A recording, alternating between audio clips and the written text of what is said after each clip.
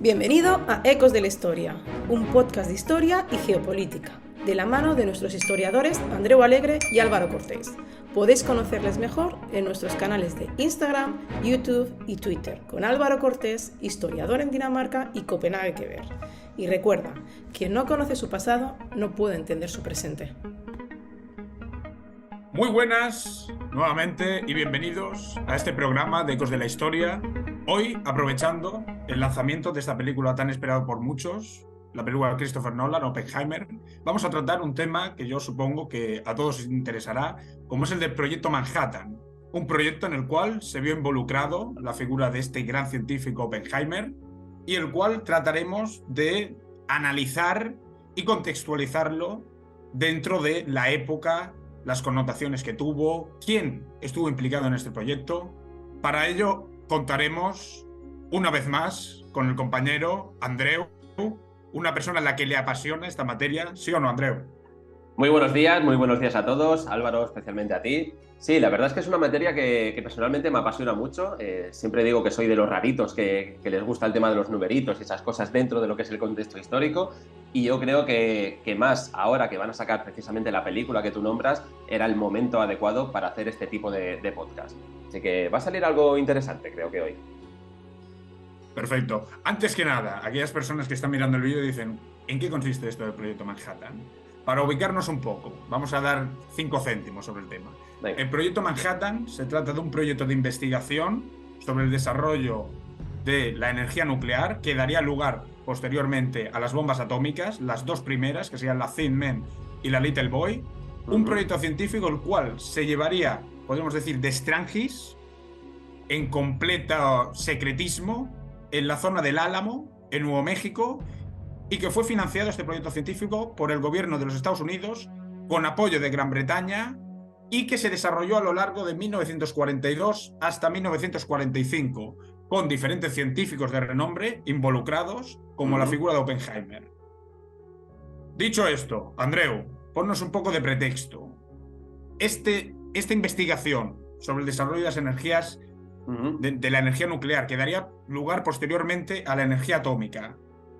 ¿Qué pretexto? ¿En qué contexto surge a nivel científico? ¿En qué contexto? Pues mira, vamos a hacer una pequeña extrapolación a nivel histórico, vamos a ver los principales acontecimientos científicos que nos llevaron precisamente a la posibilidad de construir este tipo de bombas. Simplemente darte un pequeño apunte, hay dos bombas que son totalmente conocidas, pero no son las únicas que habían. Luego lo veremos un poquito más al final del podcast, que hay una tercera bomba, que es la gran desconocida generalmente por el público en general. Pero vayamos un poquito a lo que es la materia.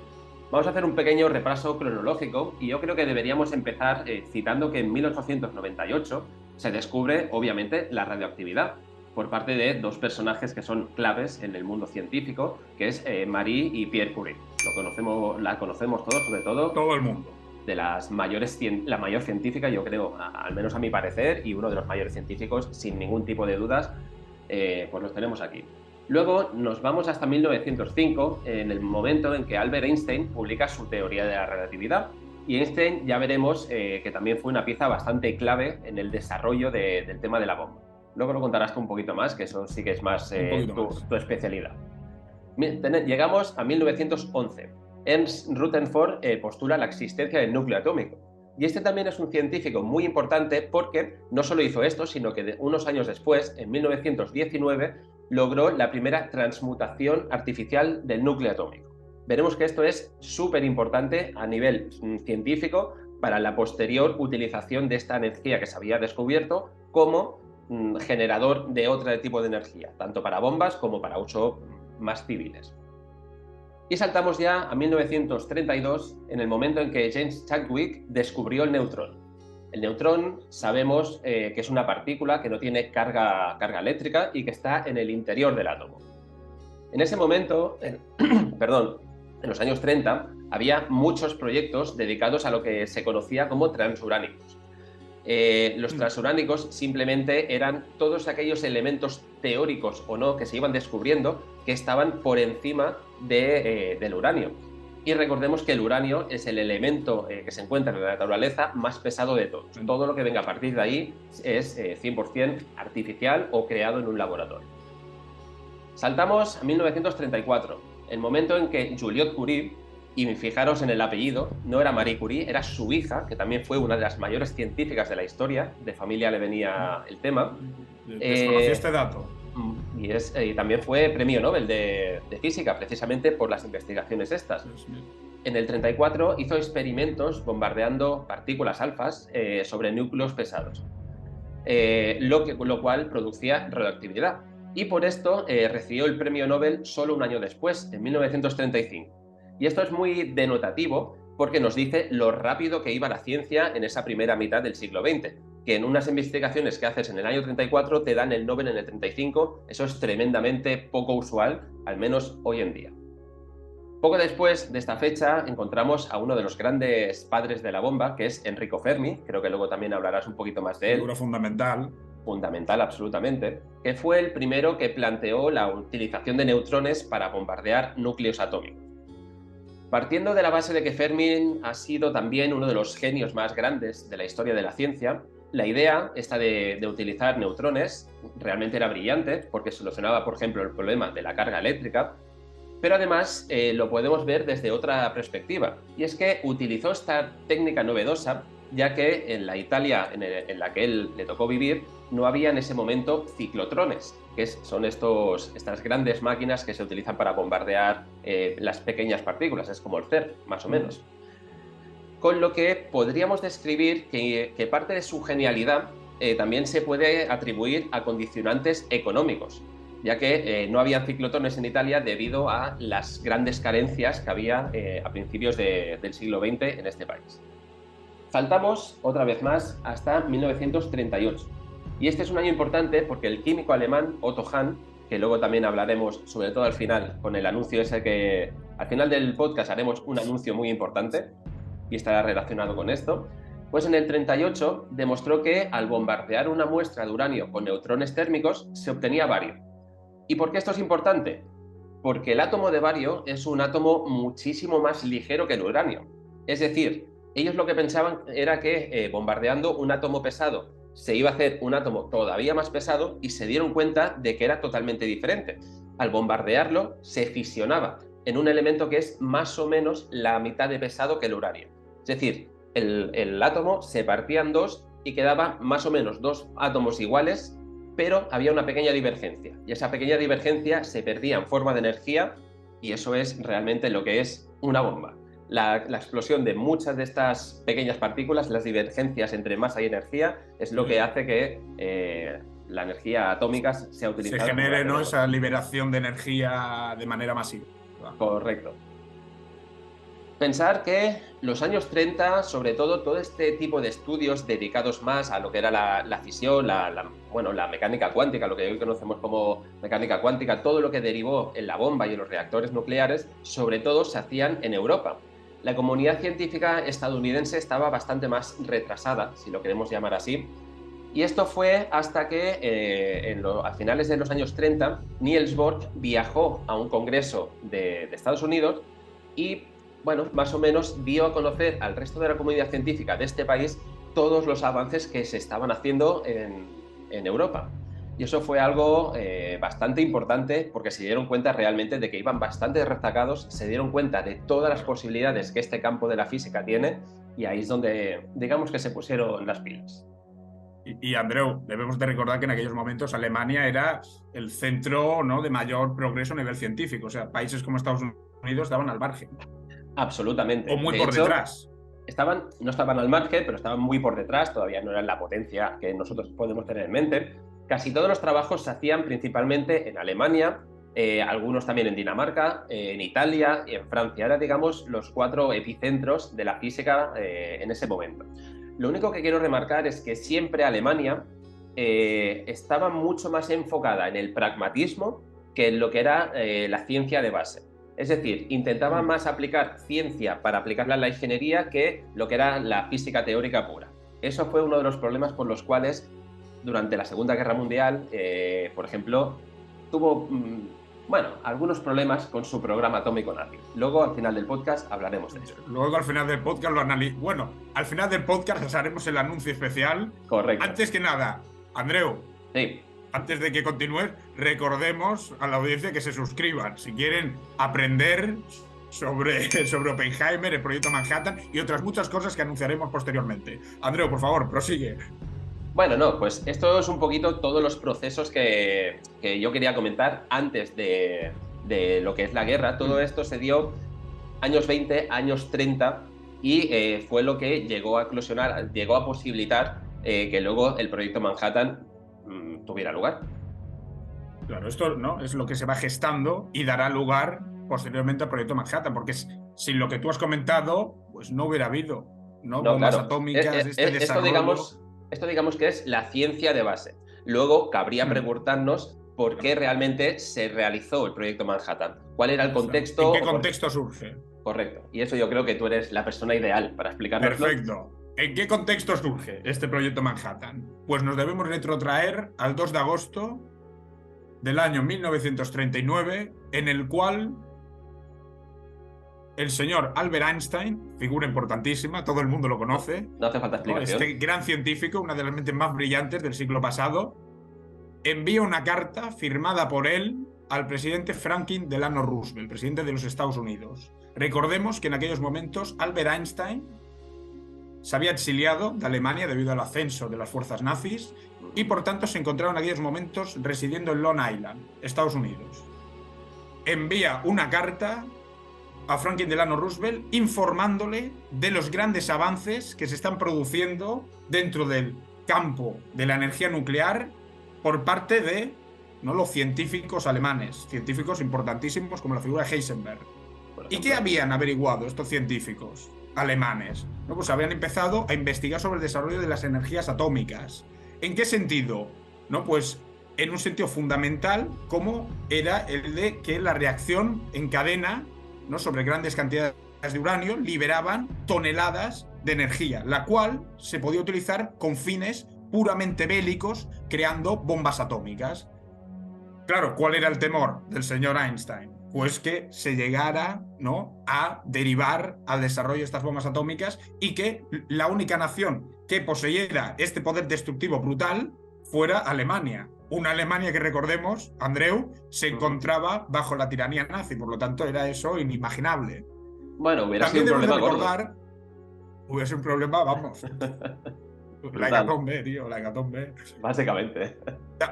También es importante que no solo fue Albert Einstein el que elabora esta carta, es más, él no la redacta, él solo firma, porque es una figura importantísima, y él firma para que, ¿no?, se tenga más en consideración esta carta, pero su redacción es elaborada por dos científicos fundamentales como es Leo Szilard, de origen húngaro, y Eugen Wigner. Dos científicos que también habían escapado de Alemania en 1933 y que estaban al tanto de este programa atómico nazi. Por lo tanto, se envía la carta a Franklin Delano Roosevelt con una demora de 2 meses, o sea, ya vemos que se tomaban con paciencia, con el servicio de correos en aquellos tiempos, no sé si había elecciones o vete tú a saber qué, pero iba lento. Iba lento, estaban de vacaciones. Claro, ¿y cuál es la sorpresa de Franklin Delano Roosevelt? Que se le informa, ¿no?, de esta situación. A partir de este momento, Franklin Delano Roosevelt, debido a que estaba la asignatura del señor Albert Einstein, lo toma en consideración y crea el Comité del Uranio. ¿Qué hacía este Comité del Uranio? Lo que hacía era un nexo entre la administración, lo que sea el Estado, y científicos que empezara a establecer para que investiguen sobre este desarrollo de la energía atómica. Una energía atómica en la cual, ¿no?, ya era un campo innovador, un campo en el cual se trabajaba mucho. Recordemos que uno de los pioneros, de las figuras más importantes, ¿no?, de este campo, que era el señor Lord Rutherford, que había hablado de que, bueno, la energía atómica no tenía una gran importancia en cuanto a la práctica, no era algo más, quizás más teórico, más vete tú a saber qué planteaba, ¿no? En aquellos momentos, con figuras como Otto o Fridtmann-Strassmann, ¿no?, con la fisión nuclear empieza ya, ¿no?, a tener un reconocimiento, a tener una importancia. Pues a partir de este momento el señor Franklin Delano Roosevelt crea este Comité del Uranio. ¿Qué es lo que pasa? Que a pesar de que crea el Comité del Uranio, Andreu y el resto de la audiencia, no le da la importancia que tiene. ¿Por qué? Porque él dice, como tú decías, el uranio es muy pesado, ¿no? Llevar a cabo la creación de una bomba atómica sería una bomba, ¿no?, ¿no?, de grandes dimensiones, muy pesada, sería muy difícil de transportar, por lo tanto, ¿no? ¿Cómo llevas tú la bomba atómica de Alemania a Estados Unidos o a otro país del mundo? Claro. No le da mucha importancia. Hasta que el servicio de inteligencia británico, recordemos que, ¿no?, Estados Unidos, Gran Bretaña siempre han estado en sintonía, informa a Estados Unidos de que el programa alemán se ha ido desarrollando y que en julio de 1941 disponen de pequeñas bombas, se está llevando a cabo la creación, prototipos aún, de pequeñas bombas que sí que albergan esta energía atómica capaz de llevar a cabo una destrucción masiva, una destrucción de gran alcance. Por lo tanto, será a partir de este momento cuando Franklin Delano Roosevelt ya sí que le dará una importancia como era debida y creará ya no solo este comité del uranio, sino que creará el denominado CSU, el cual era un campo, ¿no?, ya en el cual se invertía grandes toneladas de dinero, grandes cantidades económicas, para llevar a cabo la investigación de estas energías atómicas con este fin puramente militar. Correcto. Encontramos en estos momentos que se designan a militares de alto rango para que inspeccionen este programa que se está gestando y también altas figuras de la administración política, sobre todo. Me gustaría hacer también un matiz, Andreu, en que este programa era súper confidencial. He estado leyendo antes diferentes tipos de información y tal, y he obtenido un dato interesante, que es que el propio Harry Truman no llegó a saber de la existencia de este programa, de este proyecto, hasta que llegó a la presidencia de los Estados Unidos. O sea, para que veas, ¿no?, cómo era un programa que estaba con el máximo secretismo posible. Pues totalmente. muy bien. En este programa se asignará como figura fundamental, encargada de supervisar todo lo que se esté realizando, al coronel Leslie Groves, una figura importantísima dentro del sector militar, vinculado con el cuerpo de ingenieros del ejército de los Estados Unidos, y el cual asignará a un científico para que sea el encargado de gestionar todo lo que se estaba realizando en el laboratorio donde se estaba realizando, ¿no?, este proyecto atómico. ¿Quién es el encargado de coordinar, de gestionar? Pues el señor Oppenheimer. No solo es película, es también un personaje histórico importantísimo. Obviamente, la película está basada en hechos reales. Obviamente importantísimo, evidentemente.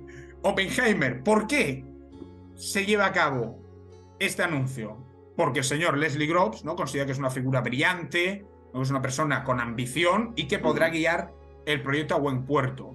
¿Cuál es el problema? Que esa decisión habrá mucha gente que lo tome con cierto escepticismo. ¿Por qué? Porque el señor Oppenheimer era profesor, ¿no?, de física, de física experimental por la Universidad de Berkeley, pero era un científico el cual no tenía un premio Nobel, no había gestionado proyectos de esa envergadura. Habrá mucha gente que lo tome con desconfianza. A pesar de ello, Oppenheimer será una figura fundamental para llevar a cabo este proyecto, el cual se denominará Proyecto Manhattan. ¿Por qué? Porque buena parte del grueso no, toda la investigación se realizará en la Universidad, ¿no?, de Columbia, que se encontraba en Manhattan. De ahí el nombre del Proyecto Manhattan. Ya hemos visto cómo el nombre no es baladí, Andreu, sino que obedece a unos márgenes de cierta coherencia. Sí, pero también de que no eran demasiado originales a la hora de poner los nombres. No eran lo hacemos aquí y le ponemos el nombre, poco más. Bueno, ya has visto los nombres de las bombas, ¿no? Thin Man, Little Boy, Fat Man, o sea, bueno. Y bueno, continuando con esto, Oppenheimer, ya cuando se elabora este proyecto y ya se tiene que empezar a poner en la práctica, será el encargado de designar cuál es el centro de operaciones. Este centro de operaciones será en la zona de Nuevo México, en el Álamo. El encargado de designarlo será el señor Oppenheimer, el cual disponía de un rancho en la zona y se ve que era, ¿no?, una zona poco transitada, había poca población, que por lo tanto se podía, ¿no?, desarrollar este proyecto, el cual, ¿no?, disponía de una cierta peligrosidad. Bueno, una gran peligrosidad. Muchísima, sí. Muchísima peligrosidad. ¿De acuerdo? A partir de este momento, pues el coronel Leslie Groves compra 1.200 toneladas de uranio en el antiguo Congo belga, en ese contexto en el cual nos encontramos, y empieza a desarrollarse a partir de 1943 este proyecto Manhattan en el Álamo, en la denominada sede Y. todo en el máximo secretismo posible. Absolutamente. Con un dato fundamental, con el cual me gustaría concluir esta sección que estoy realizando, que es que durante este periodo, 1943 hasta 1945, momento en el cual se lanza, ¿no?, esta bomba ya experimental en la zona de Nuevo México, los científicos que formarán parte de este proyecto Manhattan, Andreu, trabajarán jornadas de entre 12 y 14 horas diarias, o sea, brutal. Brutal. Y durante muchos meses. Andrés, y durante muchos meses, o sea, brutal. Dicho esto, Andreu, hemos hablado de Oppenheimer. ¿Quién más forma parte de este proyecto? Pues mira, vamos a ver también un poquito el resto de personajes, el resto de científicos que participaron de este proyecto. Simplemente, si me lo permites, quiero hacerte alguna puntualización. Por ejemplo, no es puntualización, es simplemente ampliar un poquito más la información que tú muy bien nos has dado. Dale. Dicen que hay muchas... Sí.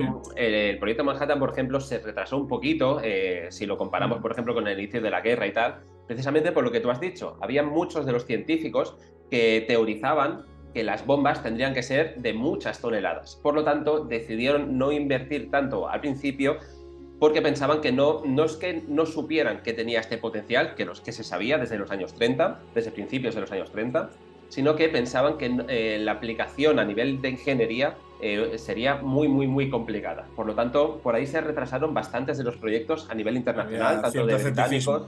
Correcto, simplemente por una aplicación práctica, más que por el hecho de si iba a funcionar o no. Luego, comentarte lo que tú decías de que el servicio secreto le dijo a Estados Unidos, el servicio secreto británico le dijo a Estados Unidos de que los nazis podían tener ya pequeñas bombas y tal. Se teoriza mucho con que eso era directamente mentira. Simplemente era para que hicieran ese sobreesfuerzo a nivel de bélico para acabar antes con la Alemania. Porque luego ya veremos que el programa atómico nazi era lo que era. Pero estaba entre bambalinas. Bueno, estaba un poquito más en pañales de lo que se pensaba. Pero también se dice que el propio servicio secreto británico se equivocó, digamos, no fue una mentira intencionada, sino que simplemente veían el afán con el cual los alemanes estaban defendiendo las fábricas de agua pesada, por ejemplo, que es un elemento muy necesario dentro del tema de las bombas y la fisión nuclear. Estaban defendiendo con tanto ahínco esas fábricas de agua pesada que pensaban que su programa atómico estaba mucho más desarrollado. Si no, a nivel estratégico no hubiera tenido mucho sentido muchas de las campañas que hicieron, especialmente en Dinamarca y en Noruega. Y luego simplemente el tema de la carta, lo que tú dices, ¿no?, que no fue redactada por Einstein. A Einstein un poquito lo utilizaron por el nombre que tenía. No es lo mismo que te llegue una carta de Einstein que de Manolo Jiménez. De Leo Szilard, dice el hombre, de Leo Szilard a Albert Einstein. Claro. Digo yo que cuando Roosevelt vio la firma del señor Einstein, pues ya, ¿no?, dijo, hay que darle una cierta importancia, que ya vemos como tampoco se la dio demasiado. Bueno, pero aún así, primero que Einstein tenía el nombre y además también tenía contactos importantes. ¿Qué significa? Era muy amigo, dicen, de la familia real belga. Y como tú muy bien has dicho, gran parte de los grandes depósitos de uranio que se conocían en ese momento estaban en el Congo belga. Por lo tanto, también medió un poquito para que dentro del proyecto se posibilitara el tema de la compra del uranio. Pero vamos un poquito más al tema de los científicos. Vamos en materia. Los científicos que conformaron este proyecto Manhattan. Pues mira, vamos a hablar sobre todo de 5, simplemente pequeños apuntes de cada uno. Tenemos a Niels Bohr. Niels Bohr, que es uno de los padres de la mecánica cuántica, y fue el que sugirió que el isótopo de uranio 235 era realmente el isótopo ideal para experimentar la fisión tanto de las bombas como de los reactores. De Niels Bohr no voy a decir mucho más porque aquí es un poquito de anuncio. Dedicaremos un podcast exclusivo en nuestro canal El Marno de Historiador en Dinamarca, ya que él era danés y fue uno de los mayores científicos de la historia de Dinamarca y además miembro activo de la resistencia contra los nazis y del proyecto Manhattan. Yo creo que se merece un podcast totalmente aparte. Pero dicho esto, él dijo esto, que el isótopo realmente más importante era el de uranio 235. Y justo el redactor de la carta, como tú muy bien has comentado, que era Leo Szilard, fue quien comprobó de inmediato la certeza de esta sugerencia, demostrando además que en cada fisión que experimentaba el átomo de uranio se liberaban 2 o 3 neutrones. Esto es muy importante porque lo que implica es la posibilidad de producir una reacción en cadena a nivel nuclear en cada fase de lo que sería después la bomba. Entonces, fue muy importante. Slizar quizá no tenía tanto nombre como Einstein, pero fue una parte fundamental del desarrollo de la bomba. Luego tenemos a Enrico Fermi, que hemos dicho que es uno de los científicos más destacados italiano, y hizo contribuciones fundamentales en el campo de la física de partículas y de la energía nuclear, en este caso, ya que jugó un papel esencial en el desarrollo del primer reactor del proyecto Manhattan. Este experimento, el primer reactor, se llamó como la pila 1 de Chicago, porque en esta parte del proceso los experimentos se hacían en Chicago, y demostró que era posible controlar una reacción nuclear en cadena. Su trabajo, digamos, que allanó el camino para los posteriores diseños tanto de reactores como de las propias armas nucleares.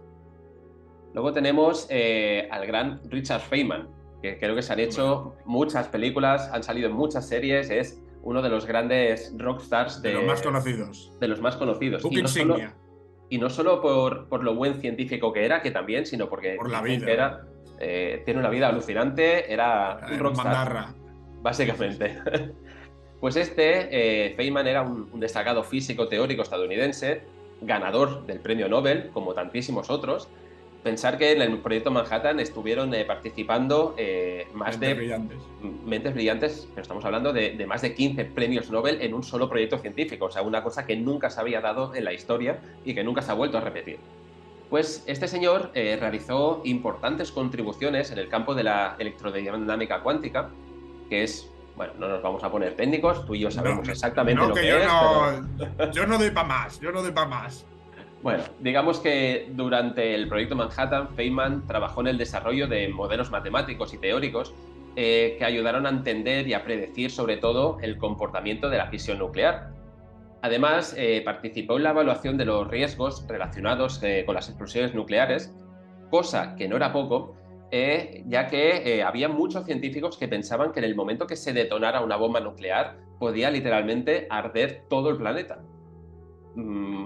Es un poquito técnico, un poquito más complicado quizás de explicar, pero el hecho de una reacción en cadena, había muchos científicos, incluso premios Nobel, que decía que esta propia reacción en cadena reaccionaría con el hidrógeno de la atmósfera y lo que haría era que explotara el mundo, básicamente. O sea, hasta tal punto llegó a ser una cosa totalmente experimental, totalmente desconocida, iban sobre la marcha absolutamente. Y seguían trabajando en ello. Y seguían a pesar, trabajando, ¿no?, de este miedo que existía de acabar con la vida humana y, bueno, de la propia Tierra.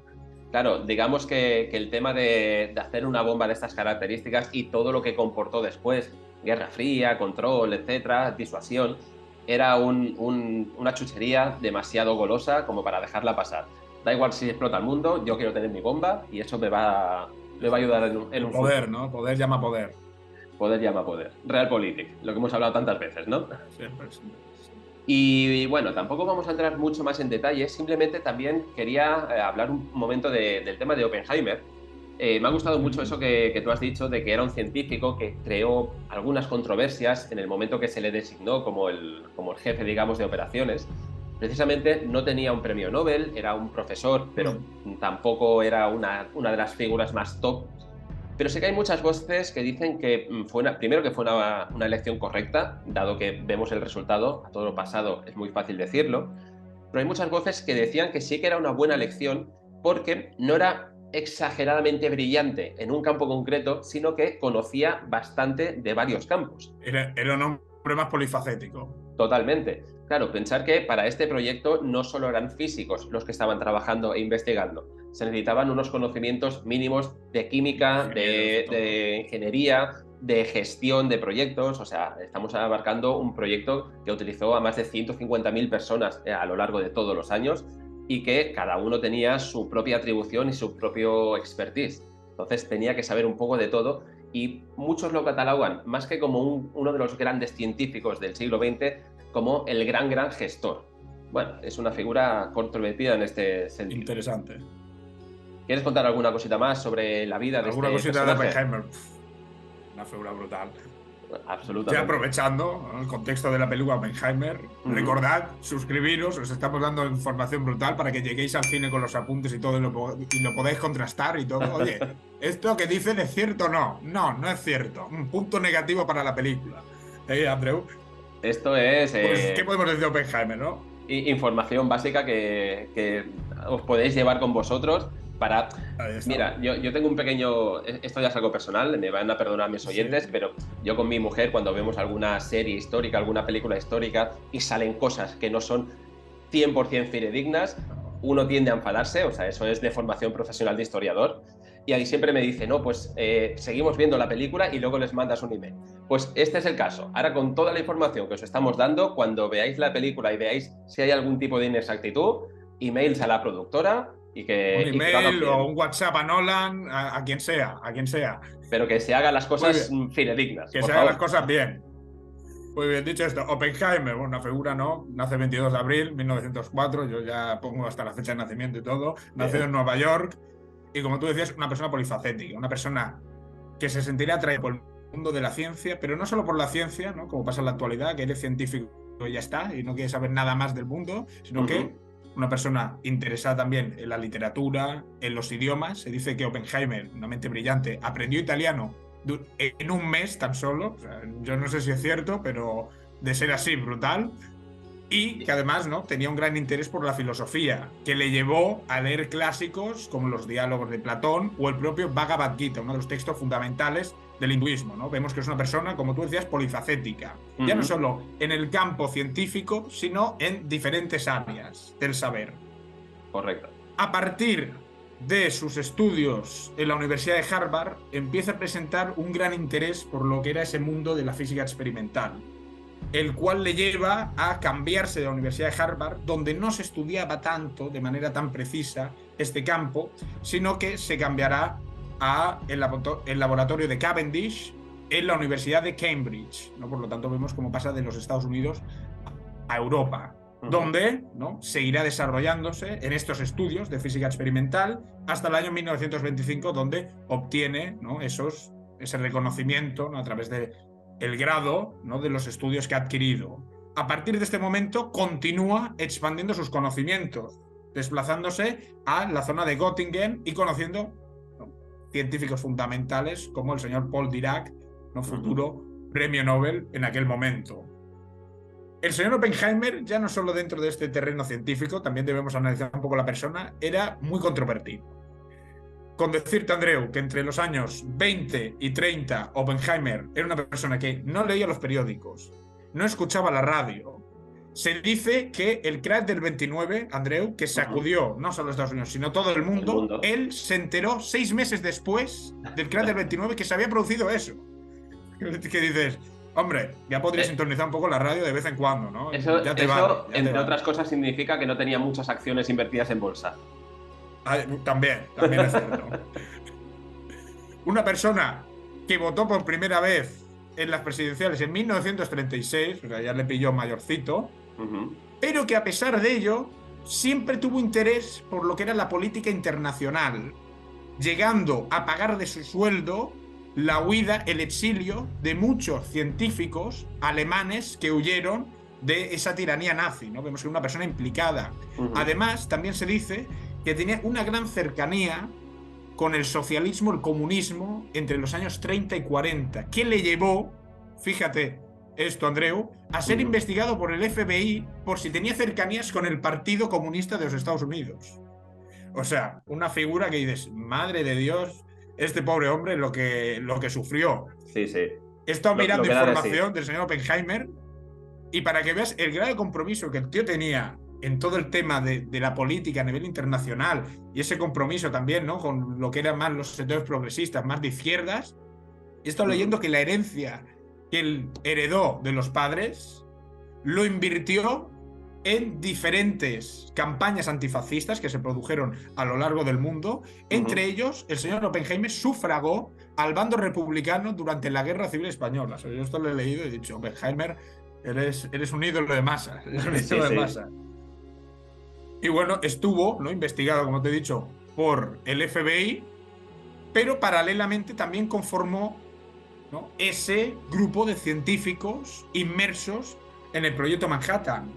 Un hecho que también provocó, ¿no?, que cuando el coronel Leslie Groves lo establece como el encargado de gestionar toda esa área científica, mucha gente no dio pie con bola, o se le parezca algo extraño, porque además había sido una persona investigada por el FBI. Una figura interesante, desde luego. Totalmente. Ya entramos dentro del arco ya posterior a esa bomba atómica que se liberará, que tú ahora entrarás. ¿Y qué fue de Oppenheimer después de la bomba atómica, de que se llevara a cabo su creación, ¿no?, afectando a Hiroshima, Nagasaki? Ya entraremos ahora con ello, Andreu.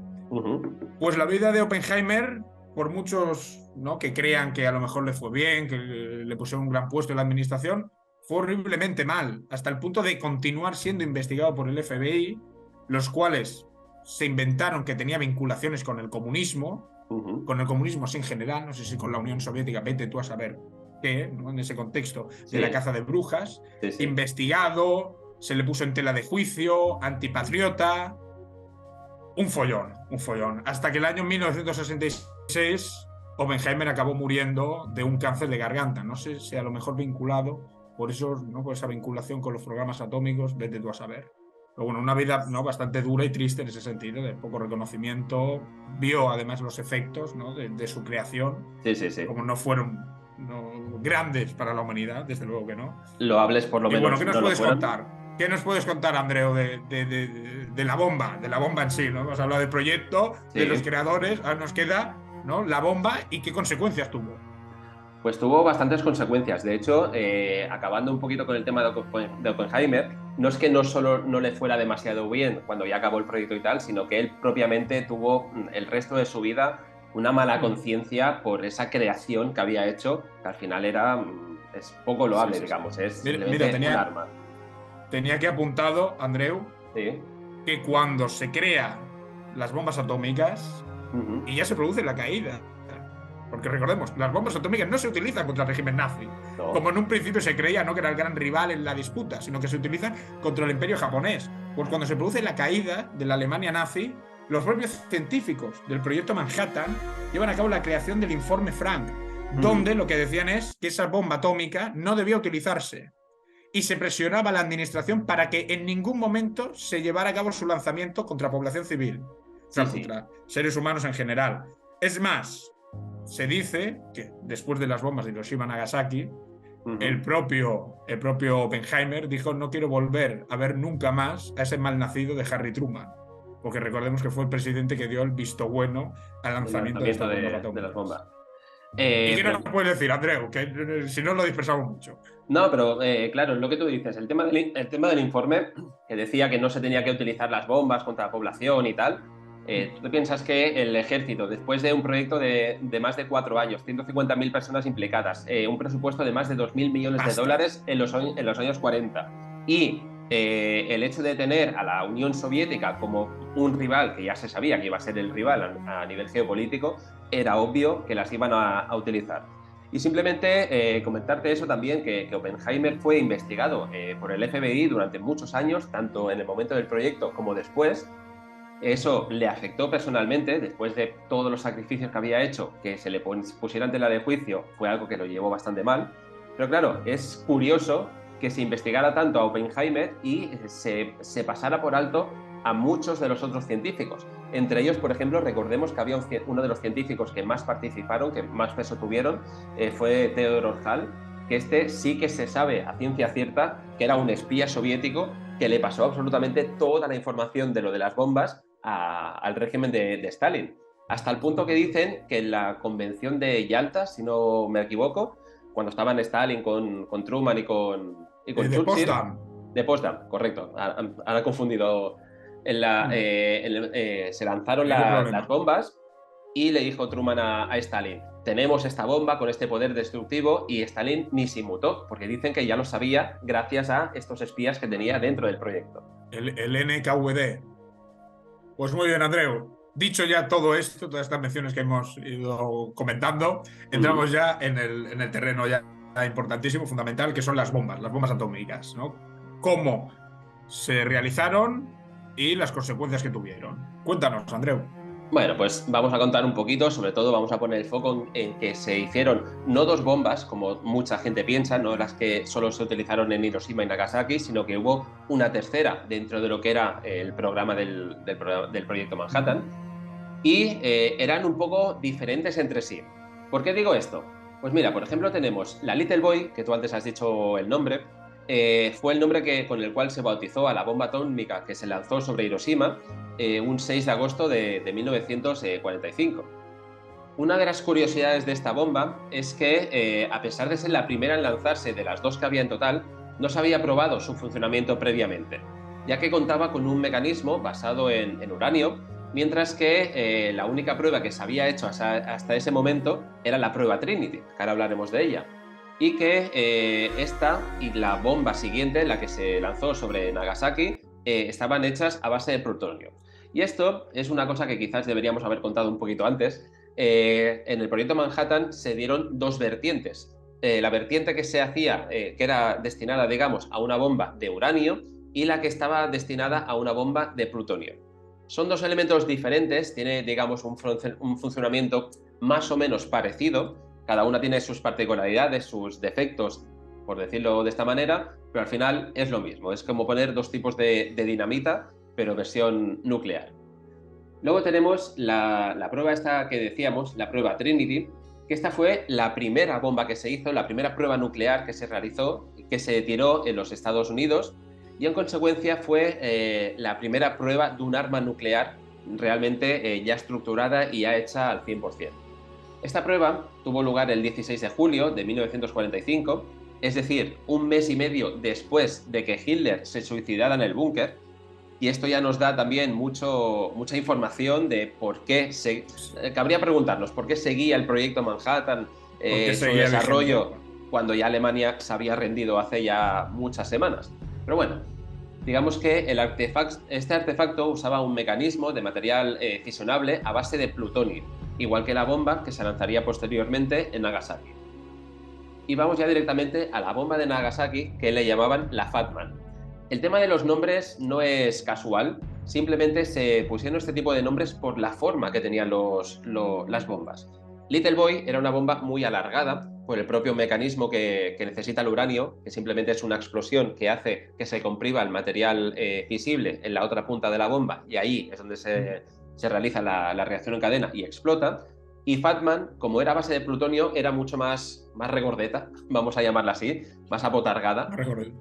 Y por eso le pusieron este tipo de nombres. Pues Fat Man es el nombre de la bomba que lanzaron en Nagasaki el 9 de agosto de 1945, tan solo 3 días después de la bomba de Hiroshima. Esta bomba tenía una potencia superior a Little Boy, ya que contaba con una fuerza de 21 kilotones por 16 de su hermana pequeña. Recordemos aquí que 1 kilotón equivale a 1000 kilos de dinamita, para que nos hagamos una idea del tremendo poder destructivo que este tipo de bombas tenía. Y también vamos a quedarnos con que eran las primeras. Ahora las bombas nucleares actuales tienen cientos, si no miles de veces más potencia que esta. A pesar de que esta bomba, la de Hiroshima, tenía más potencia, generó menos muertos. Pero no generó menos muertos por la propia potencia, sino por la propia orografía del terreno donde fue lanzada, ya que Nagasaki tiene más montañas, tiene más cadenas montañosas que amortiguaron un poquito las deflagraciones, y además porque tenía una densidad poblacional bastante más pequeña que lo que era la otra ciudad. A pesar de esto, murieron más de 40.000 personas en el momento de la explosión y muchísimos miles más a posteriori, precisamente por consecuencia de las propias heridas, pero sobre todo de la radiación que emana de este tipo de bombas. Entonces, gente con deformaciones, cánceres, miles de muertos debido no a la deflagración original, sino a las semanas posteriores. Es un arma terrorífica, pues en parte también por esto. Tú puedes tener un arma que mate a mucha gente, pero si esta arma tiene un efecto en el tiempo durante muchos, eso es realmente malo, muy malo. Y luego tenemos, quiero también remarcar el Enola Gay, que eso es algo que hay mucha gente que desconoce. Hay gente que le suena mucho el nombre y no sabe cómo exactamente ubicarlo dentro de este programa y tal. En el Laura Gate, cuando hablamos de esto, hablamos del avión que se utilizó para lanzar la bomba, la Little Boy, la bomba que cayó sobre Hiroshima, la primera de las dos que cayeron sobre suelo japonés. Este era un bombardero estadounidense, era un avión de la clase Boeing, un B-29, que estos sí que son uno de los aviones más famosos de la Segunda Guerra Mundial, y era pilotado por el coronel Paul Peebles, que decidió bautizar al avión con este nombre simplemente porque era el nombre de su madre. Así que era un homenaje un poco... Un homenaje siniestro, tío. Un poco siniestro. Pero era conocedor que llevaba las bombas, porque siempre he escuchado historias de que no lo sabía, que hubo ahí como una engañifa que le hicieron. No, hay muchas teorías, puedes coger cada una la que se quiera. Se sabe realmente que era conocedor simplemente porque el mecanismo de lanzar la bomba es totalmente diferente a si haces un bombardeo en racimo, como eran los que se hacían en ese momento. Entonces, Andreu, el bautizo no lo comprendo, ¿no? No, yo tampoco. Pero piensa, por ejemplo, que los días anteriores al lanzamiento de las bombas de Hiroshima y Nagasaki, por ejemplo, se bombardeó Tokio muy, muy fuerte con bombas incendiarias y tal. Los bombardeos sobre Tokio, sobre Nagoya, sobre las otras ciudades, llegaron a ser mucho más mortíferos si lo contabilizamos por nivel de muertos, pero este tipo de bombardeos tenían unas mecánicas muy diferentes. Eran cientos de aviones bombardeando con bombas convencionales a una altura de entre 2 y 6.000 metros, entonces era totalmente diferente a este bombardeo, que simplemente era soltar una bomba a unos entre 10 y 11 kilómetros de altura y luego salir literalmente corriendo de ahí porque sabía que la deflagración podía coger al propio avión. Y además, este B-29 era un B-29 que estaba totalmente modificado, tenía unos recubrimientos para evitar la radiación de la propia explosión. O sea, era imposible que este coronel no lo supiera. Pues, y bien. Ya queda dicho. Yo siempre había tenido esa duda, porque se comentaba y tal. Pero... Muy bien. Pues, ¿qué más tienes que contarnos, Andreu? Pues yo creo que tenemos que hacer honor a nuestra palabra y decir eso que habíamos dicho que diríamos al final, el anuncio.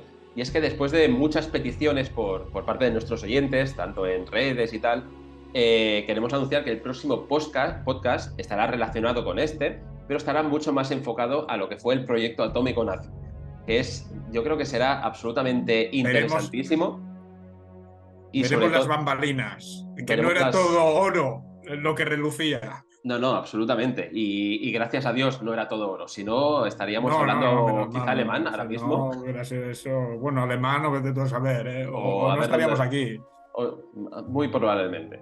Pues este es el gran anuncio que hacemos, que el próximo podcast estará dedicado exclusivamente al proyecto atómico durante la Segunda Guerra Mundial, enfocado al proyecto nazi. Perfecto, Andreu, pues muy bien. Tengan en cuenta que el próximo podcast interesantísimo, analizando este proyecto atómico nazi. No se lo pierdan. Yo no me lo voy a perder porque voy a ser partícipe junto al compañero. Y dicho esto, acuérdense de suscribirse, nos ayuda mucho a que continuemos grabando podcasts, siempre de manera activa, al menos de mes a mes.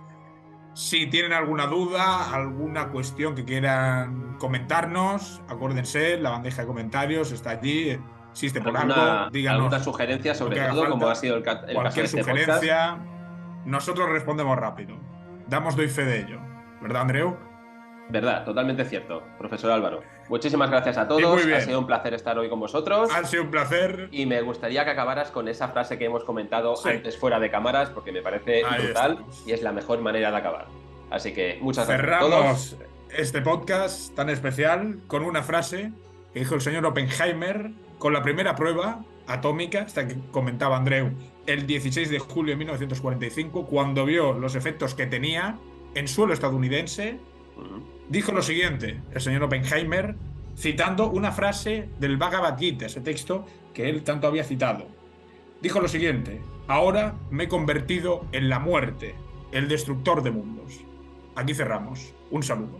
Muchas gracias. Os dejamos una recomendación de un libro sobre el tema de este podcast en la descripción y en el primer comentario, junto con los canales Ecos de la Historia, Historiador en Dinamarca y Copenhague que ver. para que si te ha gustado este podcast lo compartas y así nos ayudes. Y recuerda, quien no conoce su pasado no puede entender su presente.